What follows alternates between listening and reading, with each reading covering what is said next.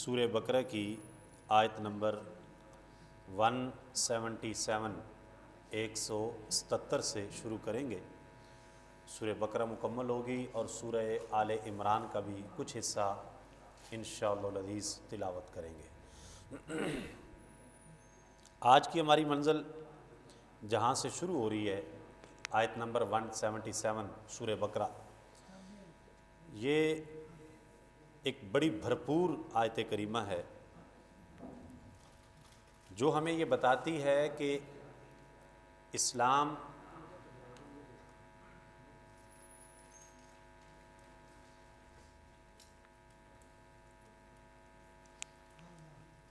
یہ ایک محض عبادات کا مجموعہ نہیں ہے، بلکہ اسلام ایک پریکٹیکل دین ہے جو زندگی کے ہر شعبہ میں ہماری رہنمائی کرتا ہے۔ اور اسلام ہم سے صرف چند عبادات کا تقاضا نہیں کرتا، بلکہ اسلام ہماری ہر لحاظ سے دینی، مذہبی، اخلاقی، سیاسی، سماجی، مالی، بدنی، ذہنی تربیت کرتا ہے۔ فرمایا لیس البر ان تولوا وجوہکم قبل المشرق والمغرب، مشرق اور مغرب کی طرف منہ کر لینا یہی نیکی نہیں ہے۔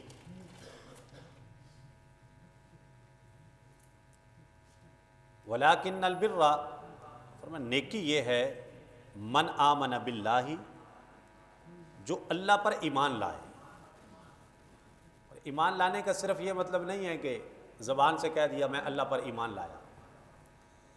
ایمان لانے کا مطلب پھر یہ ہے کہ اللہ رب العزت کو جب مان لیا ہے کہ وہ وحدہ لا شریک ہے، وہ حاضر ناظر بھی ہے، وہ سمیع بصیر بھی ہے، وہ ہر جگہ موجود بھی ہے، وہ مجھے دیکھ بھی رہا ہے، وہ میرا خالق بھی ہے، وہ میرا مالک بھی ہے، وہ میرا رازق بھی ہے، وہ میرا مددگار بھی ہے، وہ میرا محافظ بھی ہے، وہ سمیع بھی ہے، وہ بصیر بھی ہے، وہ قدیر بھی ہے، وہ علیم بھی ہے، وہ خبیر بھی ہے، وہ ہر چیز کا جاننے والا بھی ہے، اور مجھے اس کے سامنے پیش بھی ہونا ہے۔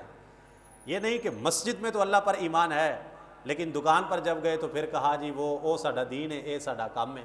تجارت اپنی جگہ، بزنس اپنی جگہ، دین اپنی جگہ۔ اللہ کو ماننے کا یہ طریقہ نہیں ہے۔ زبان سے کہہ بھی دیا، خرد نے کہہ بھی دیا لا الہ تو کیا حاصل، دل و نگاہ مسلمان نہیں تو کچھ بھی نہیں۔ تو نیکی یہ ہے کہ اللہ پر ایمان لائے اور آخرت کے دن پر ایمان لائے اور ملائکہ پر ایمان لائے، اللہ رب العزت کی نازل کردہ کتابوں پر ایمان لائے اور نبیوں پر ایمان لائے۔ یہ نیکی ہے، یہ اصل روح ہے اسلام کی۔ اس کے بعد یہ تو ہے، اس کا تعلق عقائد کے ساتھ ہے۔ اب آگے کیا کرنا ہے؟ وَآتَ الْمَالَ عَلَىٰ حُبِّهِ، اللہ کی محبت میں مال خرچ کرنا ہے۔ خرچ کہاں پہ کرنا ہے؟ ذوی القربا، سب سے پہلے اپنے قریبی رشتہ داروں پہ خرچ کرنا ہے، پھر والیتامیٰ، یتیموں پہ خرچ کرنا ہے، والمساکین، اور مسکینوں پہ خرچ کرنا ہے، وابن السبیل، اور مسافروں پہ خرچ کرنا ہے، والسائلین، اور مانگنے والے جو سائل ہیں، حقیقی حقدار جو ہیں، ان پہ خرچ کرنا ہے، وفی الرقاب، اور لوگوں کی گردنیں چھڑانے کے لیے، کوئی پھنسا ہوا ہے، کوئی قرض کا مارا ہوا ہے، کوئی مکاتب غلام ہے، کسی کی غلامی میں جکڑا ہوا ہے، اس کو چھڑانے کے لیے اپنا مال خرچ کرو۔ یہ امت مسلمہ کو حکم ہے کہ وہ اپنا مال خرچ کرے اپنے مسلمان بھائیوں کی اور ان کی گردنیں چھڑانے کے لیے، اور ان کو جہاں وہ پھنسے ہوئے ہیں کسی کے شکنجے میں، وہاں سے نکلوانے کے لیے وہ اپنا مال خرچ کریں۔ اب آگے آتی ہیں عبادات۔ وَأَقَامَ الصَّلَاةَ، اور نماز قائم کرے۔ نماز قائم کرے، نماز پڑھے نہیں، نماز قائم کرے۔ نماز کا قیام کیا ہے؟ کہ ایک تو نماز کے اندر تسلسل ہو، ناغہ نہ ہو، ٹھیک ہے؟ مکتبہ عشق کا دستور نرالا دیکھا، اسے چھٹی نہ ملی جس نے سبق یاد کیا، تو چھٹی نہیں ہے، ناغہ نہیں ہونا چاہیے، یہ نماز کا قیام ہے۔ دوسرا کیا ہے؟ کہ نماز کے جو تقاضے ہیں ان کو پورا کیا جائے، طہارت کا خیال کیا جائے، وہ طہارت بدنی ہے، وہ لباس کی طہارت ہے، وہ جگہ کی طہارت ہے، وہ وضو کا اچھے طریقے سے کرنا ہے، یہ نماز کے قیام کے اندر شامل ہے۔ اور پھر جب نماز کے لیے کھڑا ہوا جائے تو نماز کے ہر رکن کو کما حق ادا کیا جائے۔ یہ نہیں کہ حدیث پاک میں جیسے آیا ہے کہ مرغے کی طرح چند چونچے ٹھونگے مارے اور اٹھ کے چلا گیا، یہ نماز نہیں ہے۔ نماز یہ ہے کہ نماز کے ہر رکن کا حق ادا کیا جائے، اس کو پراپر اچھے طریقے کے ساتھ ادا کیا جائے، یہ نماز کا قیام ہے۔ اور آگے فرمایا وآت الزکاۃ، اور زکوٰۃ ادا کرے۔ اگر وہ مالدار ہے اور اس پر زکوٰۃ واجب ہے تو پھر اس کو اس میں بخل سے کام نہیں لینا چاہیے، بلکہ زکوٰۃ حقداروں کو دینی چاہیے۔ اور آگے فرمایا والموفون بعہدہم اذا عاہدوا، اب فرمایا یہ نیکیاں گنوائی جا رہی کہ نیکیاں یہ ہیں، وہ جب وعدہ کرے تو وعدے کو پورا کرے، وعدہ وفا کرنا، وعدے کو پورا کرنا، یہ مسلمان کا شیوہ ہے۔ بے وفائی کرنا، وعدہ خلافی کرنا، امانت میں خیانت کرنا، جھوٹ بولنا، یہ حضور علیہ السلام نے منافقت کی نشانیاں بیان فرمائی ہیں کہ جب وہ بات کرے گا تو جھوٹ بولے گا، اس کے پاس امانت رکھی جائے گی تو خیانت کرے گا، جب وعدہ کرے گا تو اس کی خلاف ورزی کرے گا۔ یہ منافق کی 3 نشانیاں ہیں۔ مومن کبھی بھی وعدے کی خلاف ورزی نہیں کرتا ہے، لہذا ایمان والوں کی یہ تربیت کی گئی کہ وہ اپنے وعدے کو پورا کریں۔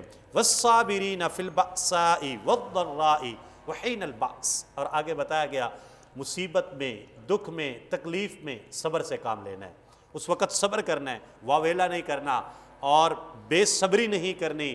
اور لوگوں کو دیکھا گیا ہے کہ وہ معاذ اللہ ایسے جملے زبان پر لانا شروع کر دیتے ہیں جو کہ بندے کو ایمان سے بھی خارج کر دیں۔ سانو تے بھول ہی گیا ہے، ساڈے لوں تو منہ ہی موڑ لیا سو، ساڈے تے نصیب ہی پتہ نہیں کنج دے لکھے نے۔ تو اس طرح کے شکوہ آمیز جملے جو ہیں یہ بندے کو ایمان سے بھی فارغ کر دیتے ہیں۔ لہذا جو ایک پکا سچا مومن مسلمان ہے وہ دکھ تکلیف مصیبت میں بھی صبر سے کام لیتا ہے اور اللہ رب العزت کی ذات پہ توکل رکھتا ہے۔ فرمایا اولئک الذین صدقوا، جن کے اندر یہ خوبیاں پائی جائیں یہ وہ لوگ ہیں جنہوں نے سچ کر دکھایا ہے کہ انہوں نے جو عہد کیا لا الہ الا اللہ محمد الرسول اللہ، یہ انہوں نے عہد کیا، اس کے تمام تقاضوں کو پورا کر کے دکھا دیا کہ ہم نے جو کلمہ پڑھا ہے ہم نے اس کلمے کا حق بھی ادا کر دیا ہے۔ اور فرمایا وَأُولَئِكَ هُمُ الْمُتَّقُونَ، اور یہی جو ہیں یہی متقی لوگ ہیں جو ان صفات کے حامل ہیں، جو ان کو پورا کرتے ہیں۔ تو لہذا سورہ بقرہ کی آیت نمبر 77 کو ہمیں بار بار پڑھنا چاہیے اور اس پر عمل کرنے کی کوشش کرنی چاہیے۔ اگلا جو دوسرا ربع ہے، میں اختصار کے ساتھ چل رہا ہوں، اس میں جو چیزیں اہم چیزیں بیان کی گئی اس میں ایک تو شراب اور جوا، اس کے احکامات بیان کیے گئے ہیں اور ان کی حرمت کے بارے میں بتایا گیا۔ یسألونک عن الخمر والمیسر، یہ سورہ بقرہ کی آیت نمبر 219 ہے، اس کو بھی ہمیں غور کے ساتھ پڑھنا چاہیے۔ اور اس کے بعد یتیموں کے متعلق جو احکامات ہیں ان کو ان ڈیٹیل ایکسپلین کیا گیا، بتایا گیا کہ یتیموں کے حق کیا ہیں اور ان کے ساتھ ہمارا بیہیو کیا ہونا چاہیے۔ یہ سورہ بقرہ کی آیت نمبر 220 ہے، 220، اس کو بھی ہمیں بڑے دھیان کے ساتھ پڑھنا چاہیے۔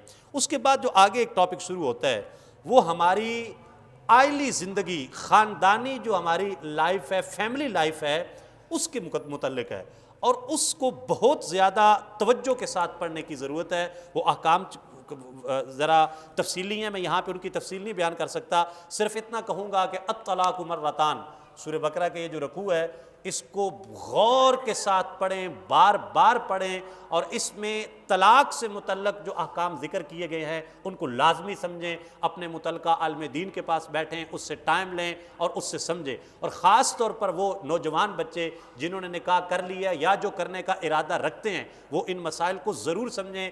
میری ایک عمر گزر گئی اس فیلڈ کے اندر، اکثر 99% ہمارے پاس جو کیسز آتے ہیں وہ یہ آتے ہیں کہ ذرا سی لڑائی ہوئی اور یک بارگی 3 دفعہ طلاق طلاق طلاق بول دیا، طلاقیں دے دی 3، خلاف سنت، اور پھر ڈھونڈتا پھرا اب کوئی راستہ نکالیں، مولوی صاحب، قاری صاحب، علامہ صاحب، مفتی صاحب اب کوئی راستہ نکالیں، میں بڑا شرمندہ ہوں، بچے چھوٹے چھوٹے ہیں، میں یہ چاہتا نہیں تھا، غصے میں ایسا ہو گیا، میں نے غصے میں طلاق دے دیا، میں دینا نہیں چاہتا تھا۔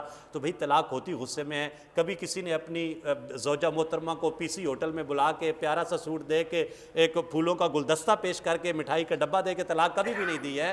طلاق غصے میں ہوتی ہے، لیکن اس کو دینے کا طریقہ کیا ہے وہ قرآن کے اندر مذکور ہے، ہمیں اس کو پڑھنا چاہیے اور طلاق سے بچنا چاہیے، حتی الامکان بچنا چاہیے۔